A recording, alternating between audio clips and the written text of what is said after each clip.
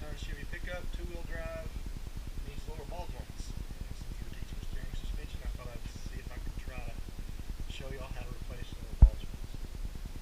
Um, Starting out, we're going to take the brake caliper off and probably leave the brake drum or brake rotor on the spindle, leave all that stuff together as one piece. It's recently had upper ball joints put in it, so instead of having rivets, we've got bolts, so it's probably going to be easier just to unbolt the upper ball joint.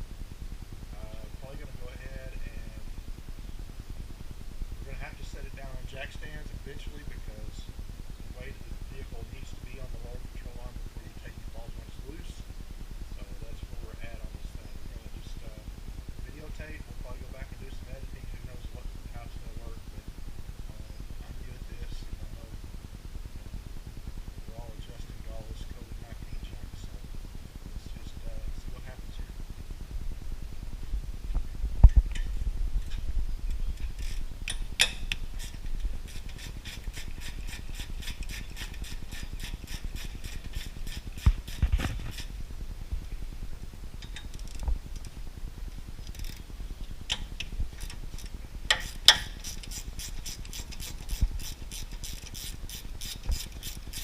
These particular calipers have 3/8 inch Allen head bolts. So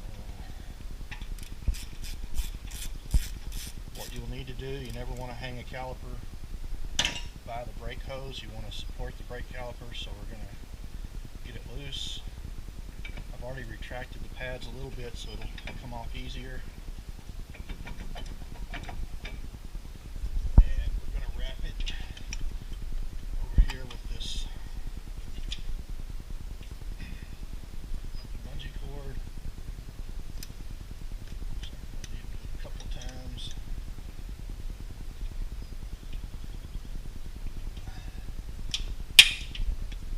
Like that. Okay. That's about all we can do until we lower it down and set it on the jack stand. So we'll do that next. Caliper's off out of the way. Just noticed that he's got some cracks in the rubber hose here, so he's going to need to think about getting a brake hose pretty soon. He told me that he had an actual problem on the left side recently, that the brake hose was not releasing the brake pressure and caused him to lock that wheel up and get pulled off into the median. So be a good idea. It's always a good idea. This is a quiz question. It's always a good idea when you're replacing front end parts. If you replace the one on one side, go ahead and replace the one on the other side too. Replace things in pairs. If there's two ball joints, replace both of them. If there's two brake hoses, replace both of them, and so forth. It's just a better practice.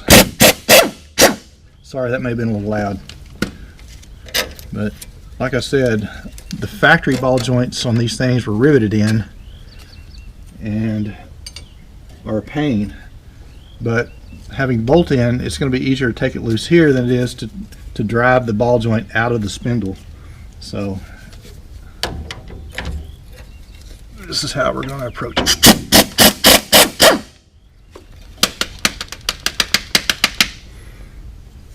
And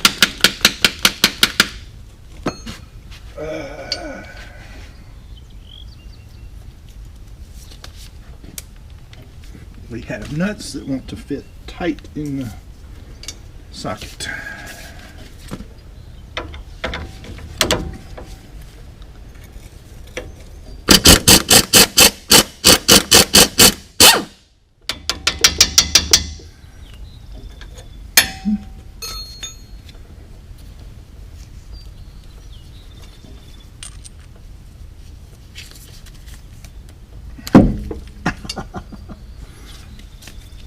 Don't worry, that's just my wrist.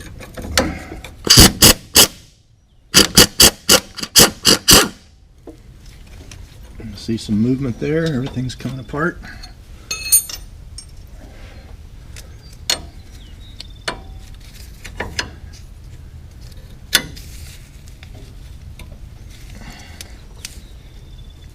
This might be better done with a pry bar. That screwdriver right there. No snap on. I'm not using this as a pry bar. I'm simply just barely using a tiny bit of leverage. Please don't void my warranty.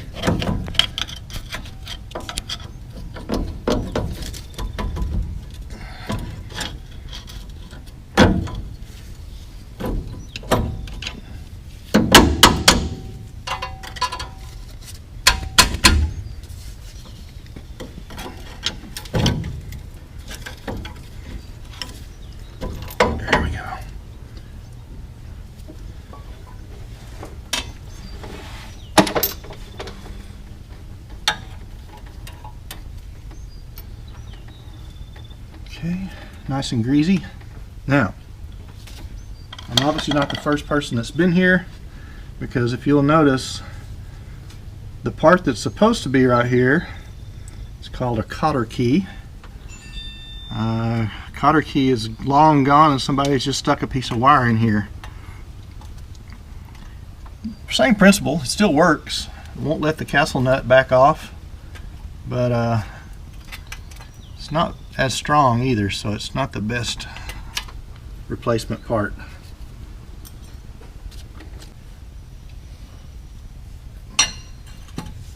Next thing we're going to do is take the lower ball joint nut off. This is a big 1 1/16 nut.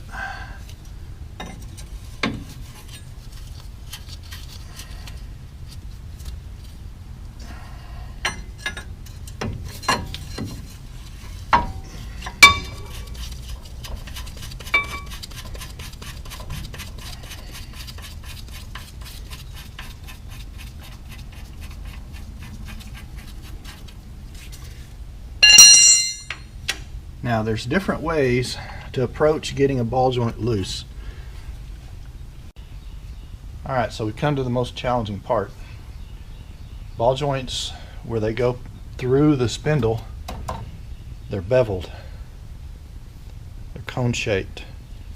And that allows them to go up in there, and then when you tighten the nut down, there's an interference fit there. And that interference fit, after, on this case, 27 years, there can be quite a bit of interference. It can be hard to get loose. You have several options, and the most common option is to just wrap the spindle pretty hard with a hammer a few times, and that'll knock it loose. If that doesn't work, we have what's called a pickle fork.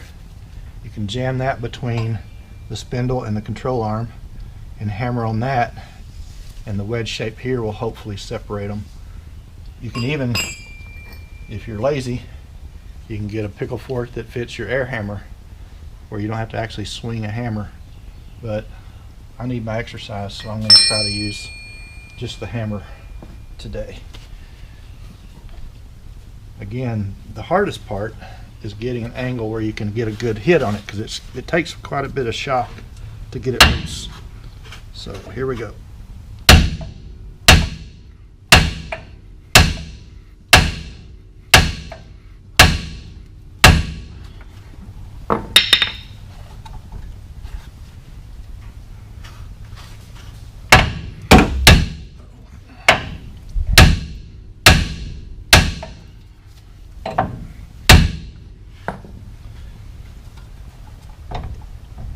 Yep, it's tight. So I'm going to try the pickle fork. Now, if you were having to reuse this ball joint for some reason, if you were taking this off for some other reason, this is not your tool of choice, because it's going to tear up the boot that holds the grease in that joint. But since we're replacing the joint, we don't have to worry about that. This would also help if I was left-handed.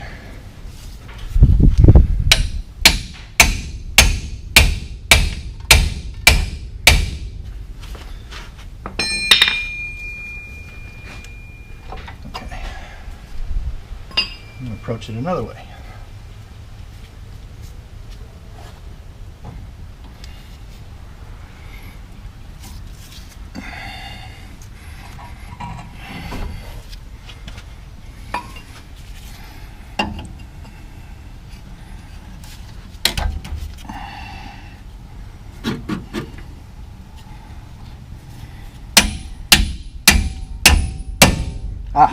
There it is.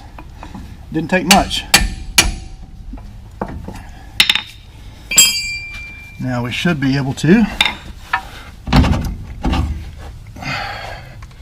lift the whole knuckle out of the way.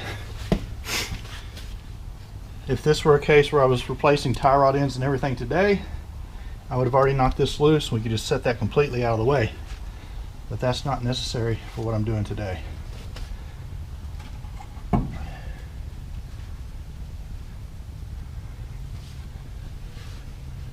The next step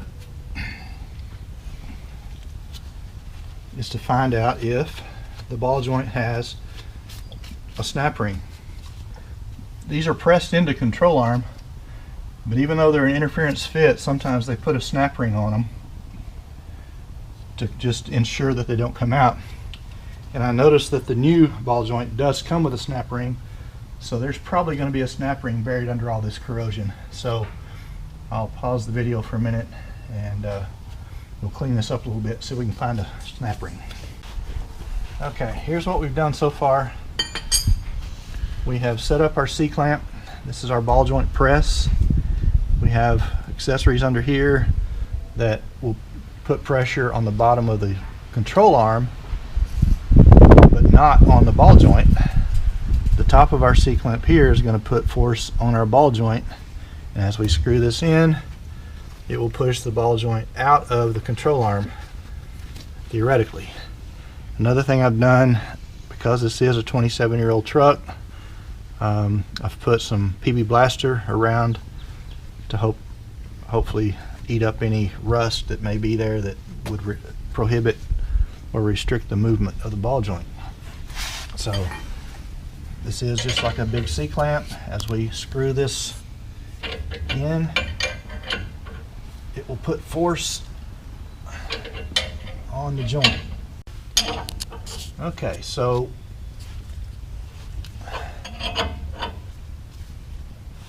this is not an easy job. It takes a little muscle.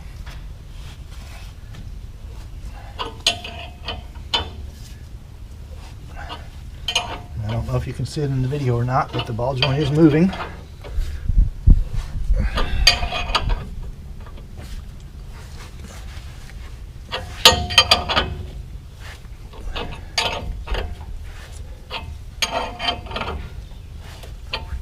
Getting very close to coming out of there. There it is.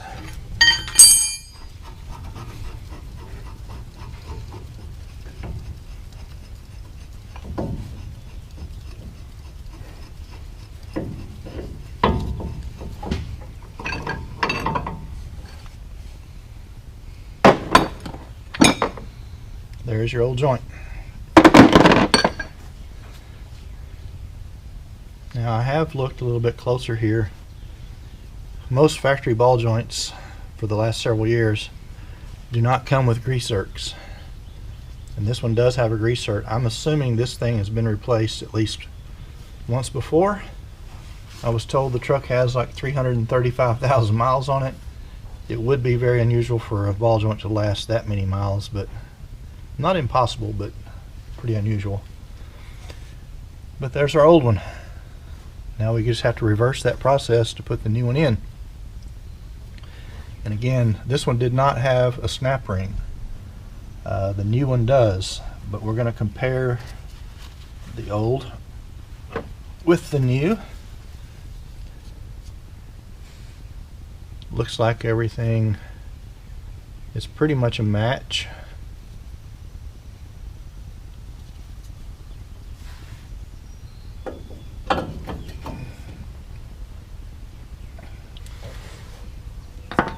I don't know if you can see it in this light or not, but notice on the new one, this surface is knurled. It has ridges cut in it, and that just aids in the installation and it helps it to grip.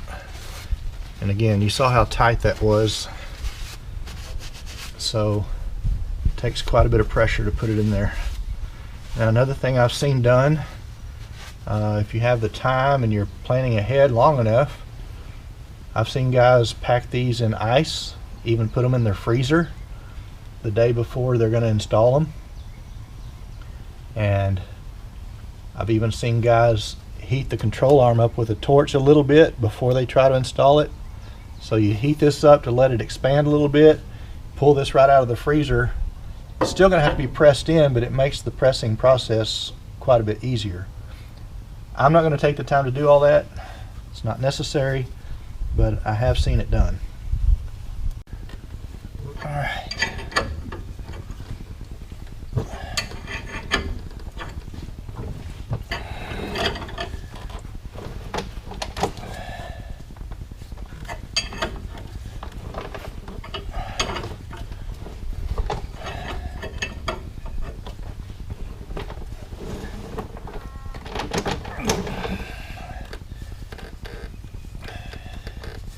You'll know once the ball joint is seated all the way in, because you get to a point where you can't move the C-clamp anymore.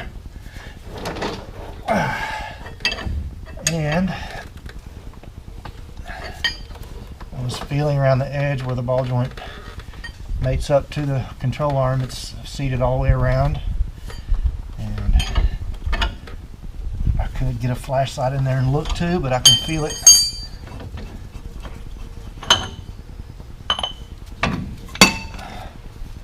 So there's our ball joint fully pressed in. Alright, as you can see, we got our ball joint pressed in. This one does have a groove for a snap ring. Don't think this vehicle originally had one, but it went through enough to fit, so we put the snap ring in. We've got our dust boot over the top. You have to kind of drive it down onto the ball joint around to keep it secure. And I guess we're ready to put things back together. So we're going to grab our steering wheel, bring it back up.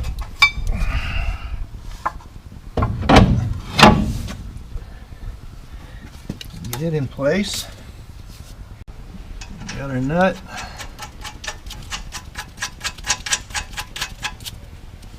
Hopefully it's the same size as the old nut. Sometimes they pull a switcheroo on you.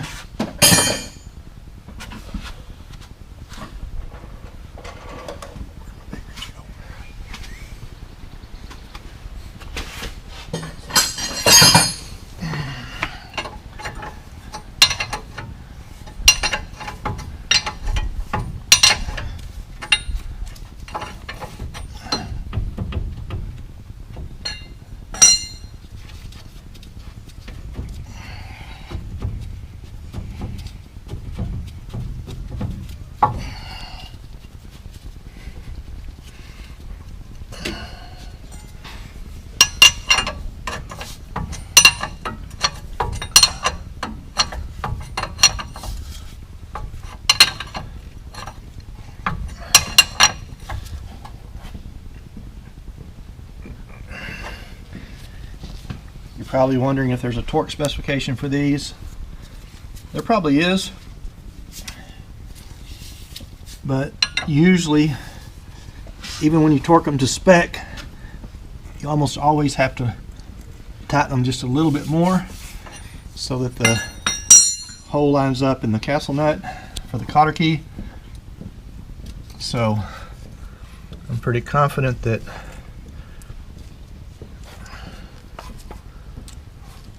we need to go just a little more to line it up.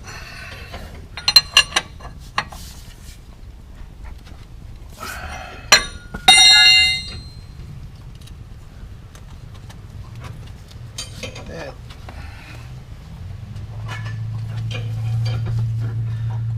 Grab your side cutters. Pull the cotter key over.